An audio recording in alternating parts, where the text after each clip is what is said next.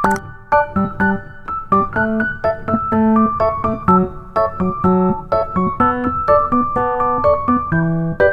mga sisi, for today's video, samahan niyo akong magluto ng ginataang gulay with chicken.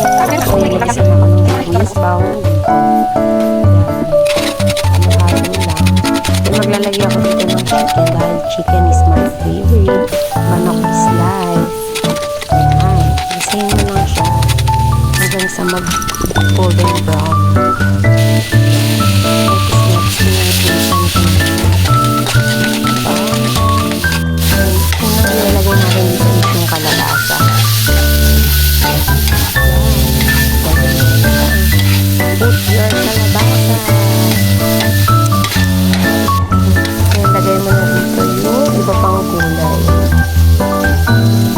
Sa palabi ang pagluluto ng pancit.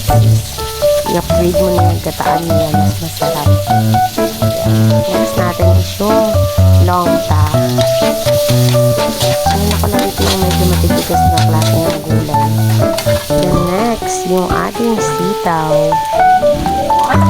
Sabi, ang tagal na nito sa galit ko. Kaya talaga ako sinipag mag-edit. Tagal-tagal, sobrang busy kasi dami kong ginagawa. Minsan mas gusto ko na lang matulog kaysa mag-edit. Naglagay ako dito ng Nor cubes, paminta, tapos sinalo-halo ko. Then nilagay ko na yung Coco Mama.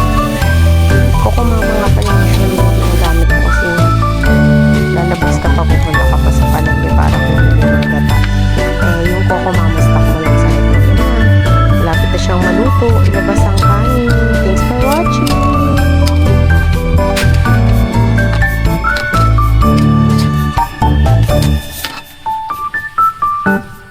Ilabas ang mainit na kainin ng coat